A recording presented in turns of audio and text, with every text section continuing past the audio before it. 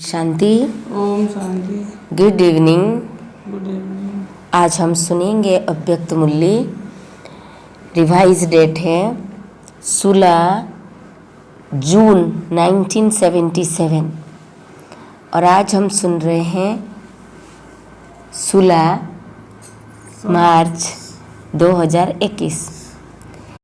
Heading है मुरली का एक ही पढ़ाई द्वारा नंबर बार पूज्य पद पाने का गुह्य रहस्य। सृष्टि के आधार मूर्त, विश्व परिवर्तक, आत्माओं प्रति बाप दादा के उच्चारे हुए महावाक्यों।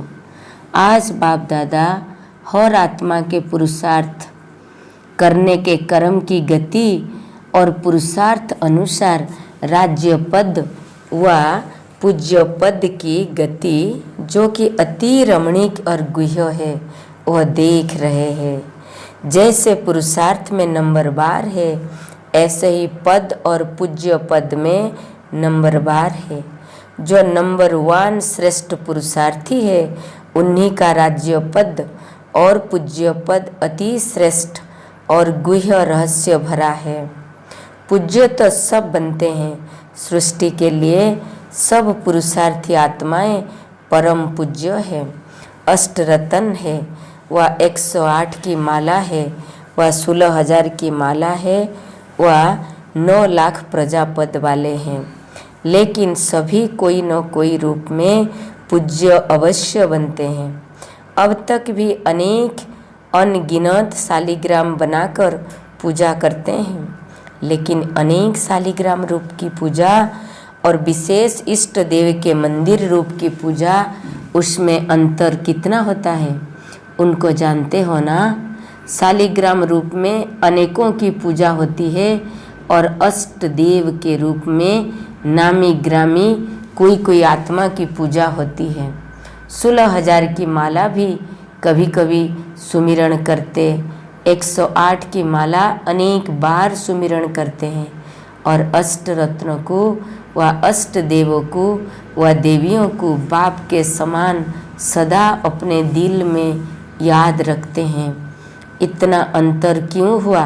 बाप दादा तो सर्व बच्चों को एक ही पढ़ाई, एक ही लक्ष्य, मनुष्य से देवता व विजयी रत्न बनने को देते हैं। फिर भी पूजन में इतना अंतर क्यों? कोई की डबल पूजा अर्थात शालिग्राम रूप में भी और देवी या देवताओं के रूप में भी, कोई की सिर्फ शालिग्राम रूप में माला के मणके के रूप में पूजा होती है। इसका भी क्या रहस्य है? मुख्य कारण है आत्म अभिमानी बनने का लक्ष्य, वो आत्मिक स्वरूप में स्थित रहने का पुरुषार्थ। हर ब्राह्मण आत्मा जन्म से ही करते हैं। ऐसा कोई भी ब्राह्मण नहीं होगा जो आत्म अभिमानी बनने का पुरुषार्थ न हो, लेकिन निरंतर आत्म अभिमानी जिससे कर्मेंद्रियों के ऊपर विजय हो जाए, हरेक कर्मेंद्रिय स्वतः प्रधान स्वच्छ हो जाए। इस सब्जेक्ट में अर्थात देह के पुराने संस्कार और संबंध से संपूर्ण मर्जीवा हो जाए, इस पुरुषार्थ में नंबर बनते हैं। कोई पुरुषार्थी की कर्म इंद्रियों पर विजय हो जाती है अर्थात कर्मेंद्रिय जीत बन जाते हैं, और कोई कोई आँख के धोखे में मुख द्वारा अनेक रस लेने के धोखे, इसी प्रकार कोई न कोई कर्मेंद्रियों के धोखे में आ जाते हैं अर्थात संपूर्ण निर्विकारी सर्व इंद्रिय जीत नहीं बन पाते। इसी कारण ऐसे कर्मेंद्रियों पर हार खाने वाले कमजोर पुरुषार्थी की ऊंचे ते ऊंच बाप के बच्चे बनने के कारण, ऊंच बाप के संग के कारण, पढ़ाई और पालना के कारण, विश्व के अंदर श्रेष्ठ आत्माएं होने के कारण आत्मा अर्थात शालिग्राम रूप में पूजे जाते। लेकिन सर्व कर्मेंद्रियों जीत न होने के कारण साकार रूप में देवी और देवता के रूप में पूजा नहीं होती। संपूर्ण पवित्र न बनने के कारण संपूर्ण निर्विकारी महिमा योग्य देवी व देवता रूप की पूजा नहीं होती है। सदा बाप दादा के दिल तखत नसीन न बनने के कारण वह सदा दिल में एक दिल लेने वाले बाप की याद, वह सदा दिल पर दिलवाला की याद नहीं रहती। इसलिए भक्त आत्माएं भी अष्ट देव के रूप में दिल में नहीं समाती है। निरंतर याद नहीं तो सदा काल का मंदिर रूप में यादगार भी नहीं। तो फर्क पड़ गया ना। सिंगल पूजा और डबल पूजा में कितना अंतर रहा।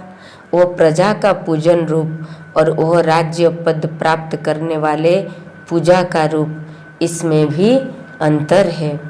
विशेष देवताओं का हर कर्म का पूजन होता है और कोई कोई देवताओं का रोज पूजन होता है, परंतु हर कर्म में नहीं। कोई कोई का पूजन कभी विशेष निश्चित दिनों पर होता है। इसका भी रहस्य है। अपने आप से पूछो कि हम कौन से पूज्य बनते हैं। अगर कोई भी सब्जेक्ट में विजयी नहीं बने तो जैसे खंडित मूर्ति का पूजन नहीं होता, पूज्य से साधारण पत्थर बन जाता, कोई मूल्य नहीं रहता, ऐसे अगर कोई भी सब्जेक्ट में संपूर्ण विजयी नहीं बनते तो परम पूज्य नहीं बन सकते। पूज्य बनेंगे और गायन योग्य बनेंगे। गायन योग्य क्यों बनते? क्योंकि बाप के बच्चे बनने के कारण, बाप के साथ साथ पाठ बजाने के कारण, बाप की महिमा के गुणगान करने के कारण, यथाशक्ति त्याग करने के कारण व यथाशक्ति याद में रहने के कारण पूज्य बनेंगे और गायन योग्य बनेंगे। कि कैसे बनेंगे ना, यथाशक्ति साथ साथ बाबा के पाठ बजाने, महिमा के गुणगान करने के कारण, यथाशक्ति त्याग करने के कारण, यथाशक्ति याद में रहने के कारण। और पूजन का रहस्य है, एक पवित्रता के कारण पूजा है, दूसरा श्रेष्ठ आत्माओं के सर्वशक्तिवान बाप द्वारा जो शक्तियों की धारणा की है, उन शक्तियों के भी भिन्न रूप में, यादगार रूप में पूजा होती है। जैसे जिन आत्माओं ने विद्या अर्थात ज्ञान धारण करने की शक्ति संपूर्ण रूप में धारण की है, तो ज्ञान अर्थात नॉलेज की शक्ति का यादगार सरस्वती के रूप में है। संहार करने की शक्ति का यादगार दुर्गा के रूप में है। ज्ञान धन को देने वाली महादानी का, सर्व खजानों के धन को देने वाली लक्ष्मी के श्रेष्ठ रूप में पूजे जाते हैं। हर विघ्न पर विजय प्राप्त करने का यादगार विघ्न विनाशक रूप में पूजा जाता है। माया जीत अर्थात माया के विकराल रूप को भी सहज और सरल बनाने की शक्ति का पूजन महावीर के रूप में है। तो श्रेष्ठ आत्माओं की हर शक्ति और श्रेष्ठ कर्म का भी पूजन होता है। शक्तियों का पूजन हर देवी देवता की पूजा के रूप में दिखाया हुआ है। तो ऐसे पूज्य जिन्हों के हर श्रेष्ठ कर्म और शक्तियों का पूजन है, उसको कहा जाता है परम पूज्य। तो सदा अपने को संपूर्ण बनाओ, चेक करो कि खंडित मूर्ति हूँ व पूज्य मूर्ति हूँ। गायन है संपूर्ण निर्विकारी व स्थूल कला संपन्न। सिर्फ निर्विकारी बने हो या संपूर्ण निर्विकारी बने हो, अखंड योग है व खंडन होता है, अचल है व हलचल है। बाप क्या चाहते हैं? हर आत्मा बाप समान संपूर्ण बने, और बच्चे भी चाहते सब है, लेकिन करते कोई कोई है, इसलिए नंबर 1 बन जाते हैं। अच्छा, सुनते तो बहुत हो, सुनना और करना इनको समान बनाओ। समझा क्या करना है? ऐसे परम पूज्य सदा एक बाप को साथ रखने वाले, हर कदम श्रेष्ठ मन के आधार पर चलने वाले, ऐसे सृष्टि के आधार मूर्त विश्व परिवर्तक आत्माओं को बाप दादा का याद प्यार और नमस्ते। सदा स्वयं को चलते फिरते फरिश्ते अनुभव करते हो। फरिश्ता अर्थात जिसका देह के व देह की दुनिया से व देह के पदार्थों के आकर्षण से कोई रिश्ता न हो। सदा बाप की याद और सेवा, इसी में रहने वाले। सदा बाप और सेवा यही लगन रहती है। सिवाय बाप और सेवा के और क्या है। जहाँ बुद्धि जाए ट्रस्टी सदा न्यारा रहता है। ट्रस्टी के लिए सिर्फ एक काम है, याद और सेवा। अगर कर्मणा भी करते तो भी सेवा के निमित्त, गृहस्थी स्वार्थ के निमित्त करता और ट्रस्टी सेवा अर्थ करता।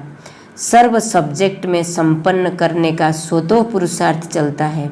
जैसे जैसे समय और संपूर्णता के समीप आते जाते हैं तो पुरुषार्थ करने का स्वरूप भी बदलता जाता है। जैसे ऑटोमेटिक चलने वाला गाड़ी सदा एक बार स्टार्ट किया तो अपने आप चलता रहता, ऐसे जो पुरुषार्थ, जो समय, जो संकल्प और जो लक्ष्य उनको मिला, ऑटोमेटिक हर कदम, हर संकल्प समय की चढ़ती कला प्रमाण चलते रहे, ऐसे अनुभव होता है। पुरुषार्थ के समर्थ स्वरूप की निशानी क्या होगी। समय के पहले पहुँचेंगे। समय से पहले पहुँचने का अनुभव सर्व सब्जेक्ट में होता है, वह कोई विशेष सब्जेक्ट में। सब सब्जेक्ट में समान मार्क्स है। एडवांस जाना तो अच्छा है, लेकिन सब सब्जेक्ट से एडवांस लेना यह भी जरूरी है। लक्ष्य अच्छा है और लक्ष्यों में परिवर्तन भी है। सदा स्वयं को बाप के कार्यों में व अपने कार्यों में सहयोगी बनने वाली सहयोगी समीप आत्मा समझते हो। बाप के कार्यों में जो जितना सहयोगी होगा तो सहयोगी ही योगी बन सकता है।